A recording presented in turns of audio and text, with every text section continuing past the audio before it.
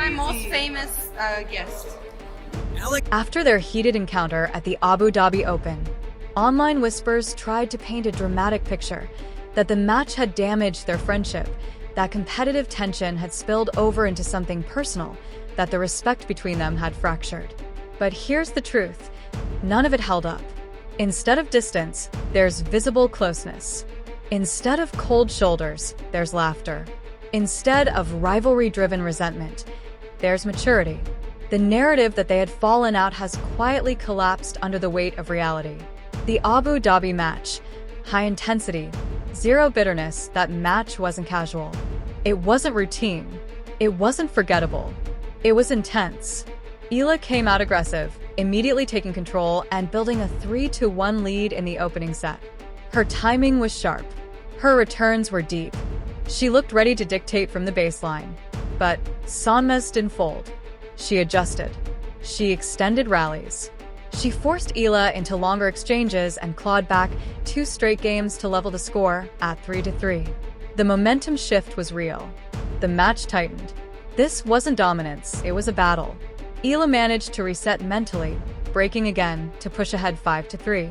Even then, Sonmez capitalized on a double fault to stay within striking distance. The pressure moment was there. And that's what made it compelling. Eala ultimately closed the set 6-4, showing composure beyond her years. The rest of the match followed a similar pattern: competitive, emotional, but professional. What it wasn't: personal. Why people expected drama in modern tennis, fans and commentators are quick to interpret intensity as animosity. 2 young, ambitious players. A tight, emotional match. Body language under stress. That's enough for social media to construct an entire storyline. But athletes at this level understand something outsiders often miss. Competition is not conflict. You can want to beat someone desperately and still respect them deeply. That's exactly what seems to be happening here. The reunion that ended the speculation after the tournament. Photos and moments began surfacing. The 2 players interacting naturally, smiling, relaxed, comfortable, not staged, not forced, not damage control, just normal. Their friendship didn't fracture under pressure. It survived it. And that says more about both of them than any dramatic theory ever could. What about Aryna Sabalenka? Some narratives have tried to link the situation to Aryna Sabalenka, suggesting that this renewed closeness somehow shifts dynamics within the locker room. That's speculation layered on speculation. There's no concrete indication that Sabalenka or anyone else is unable to withstand their friendship. Tennis isn't high school politics. It's a professional ecosystem where alliances and friendships coexist with fierce competition. If anything, seeing young players support each other while growing as competitors strengthens the tour. It doesn't threaten it. The bigger picture for Eala: this period represents momentum. She's building belief, stacking competitive matches, and showing composure in tight moments. For Sonmez, pushing someone like Eala to elevate her level shows growth and resilience. And for both, it demonstrates emotional maturity. They proved 3 things. A tough match doesn't equal a broken bond. Public rumors don't dictate private realities. Young players can compete fiercely without sacrificing respect. In an era where narratives travel faster than facts, their quiet unity speaks volumes. Rivalries can grow. Careers can evolve. But genuine respect doesn't disappear after one intense afternoon on court. If anything, sometimes it grows stronger. Eala and Zeynep Sonmez. Competition without bitterness for the second set picked up exactly where the first left off. Intense, emotional, and razor close. Eala burst out of the gate again, storming to a 3-0 lead. At that point, it looked like she might run away with it. Her return game was sharp, her timing clean, her movement confident. But Sonmez wasn't done. The momentum didn't just shift, it swung. The 2 began trading service breaks in a gritty stretch of tennis that had the crowd fully engaged. Long rallies, sharp angles, sudden pace changes, neither player giving an inch. At 5-3, Eala stepped up to serve for the match. Pressure moment. Sonmez responded with fearless aggression, ripping a forehand that forced deuce. The tension was palpable. Every shot felt decisive. The crowd could sense something dramatic hanging in the air. Then came the final exchange. Sonmez went for another bold forehand strike. High risk, high reward, but it sailed just wide. Match over. Eala had the win. But what happened next mattered just as much as the scoreline. The rumors that didn't stick after a battle that physical and emotional, some people expected frostiness. Instead, what they saw was respect. That didn't stop rumors from spreading. Claims surfaced that the intensity had damaged their friendship, that something had happened behind the scenes, that the bond was broken. None of it held up. Rather than distance, there was warmth. Rather than rivalry-fueled tension, there was genuine camaraderie. They were laughing, interacting naturally, and showing exactly what healthy competition looks like. For Eala, this fits a clear pattern. She's consistently shown maturity beyond her years, separating the fight on court from the relationships off it, competing fiercely without letting it spill into personal grudges. Sonmez mirrors that energy. The connection between them looks authentic, not performative. When Sonmez invited Eala to visit Turkey and they joked about future plans, it didn't feel like image management. It felt real. That's rare and valuable at this level of sport. Competition on the court, friendship off it. That's how it should work. Where Aryna Sabalenka fits in now. Regarding Aryna Sabalenka, it's important to draw a clear line between verified facts and online speculation. Sabalenka is a proven champion. She's won major titles. She's earned her place at the top of the women's game. That part isn't up for debate. However, narratives often emerge whenever attention shifts toward rising stars. When younger players generate buzz, comparisons naturally follow. And in modern tennis culture, every comment, facial expression, or post-match quote gets dissected. There have been past moments, including her reaction after losses to players like Coco Gauff, where critics felt her comments leaned toward frustration rather than full credit. Competitive athletes often speak candidly in the heat of defeat. Sometimes that honesty is interpreted as dismissiveness. But there is no confirmed evidence that Sabalenka has a serious problem with Eala and Sonmez's friendship. Much of that narrative comes from speculation rather than direct statements. It's important not to turn rivalry into character judgment. Top athletes are intense by nature. They protect their confidence. They guard their mental space. That doesn't automatically translate into hostility toward others.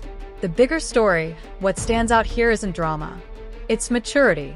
Two young competitors pushed each other to a high level in Abu Dhabi. They battled point for point. One won, one lost. And afterward, the respect remained intact. That's not weakness. That's professionalism. Eala and Sonmez are showing that the next generation of players can compete ferociously without burning bridges. They understand that rivalries elevate the sport, but friendships humanize it. In a social media era that thrives on conflict, their dynamic sends a different message. You don't need animosity to build intensity. You don't need bitterness to build ambition. And you don't need drama to grow the game. Sometimes, the strongest statement is simply refusing to participate in the noise. On the match, not because she played incredible, just because I made all of those mistakes from, like, if you look from the outside, kind of like from an easy balls. But here's the best part. Neither Coco Gauff nor Alexandra Eala is feeding into any outside noise. They're not interested in drama. They're locked in on their games, their growth, and lifting up the players around them. And when we talk about Alex Eala, we're talking about one of the fastest rising stars on the WTA Tour. Breaking into the top 40 isn't luck. It's consistency, belief, and serious work behind the scenes. The trajectory she's on? It feels inevitable that a top 10 breakthrough is coming. And when that day arrives, it's going to shift the conversation in a big way. What's wild is that she hasn't even won a Grand Slam yet, and she's already drawing massive global attention. Look at the crowds at the Australian Open. Fans from everywhere showing up to watch her compete, even before she cracked the top 30. That's presence. That's star power. That's influence you can't manufacture. Eala connects with people through her fearless style and authentic personality. She doesn't need theatrics to command attention. The energy follows her naturally. Meanwhile, others might rely on volume to stay in the spotlight, but there's a clear difference between noise and impact. And right now, Eala's impact is only getting louder where it truly matters, on the scoreboard and in the hearts of fans worldwide. But the turnout this year has grown significantly, I would say, from the past years. So I'm so happy to see this environment, and people are excited, and when I'm on court they're excited to see me. So it's flattering, and it makes me feel welcome for sure. It's important to be careful when talking about situations like this, especially when they involve serious allegations. As of now, there has been no verified public evidence or official ruling confirming that Aryna Sabalenka made racial remarks toward Elena Rybakina. When discussions rely on reports or unnamed sources without formal statements from governing bodies like the Women's Tennis Association, it's crucial not to present accusations as established facts. That said, here's a rewritten version of your passage that keeps the emotional intensity and contrast you're aiming for, while staying responsible and focused on tone, professionalism, and sportsmanship rather than repeating unverified claims. And once again, controversy seems to follow the narrative around certain players. In elite sport, emotions run high, especially after tough losses. But how those emotions are handled matters just as much as the final score. Tennis is intensely competitive.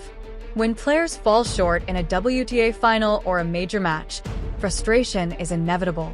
The real difference comes in how athletes respond publicly and privately. The modern game demands more than power and precision.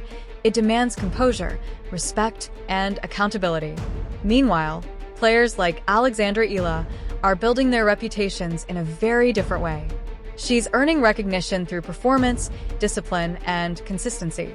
Every ranking jump, every deep tournament run, has come through visible hard work. There's no shortcut to breaking into the top 40 on the WTA Tour. Only long hours, resilience, and belief. What makes this moment in women's tennis fascinating is the contrast in mentality.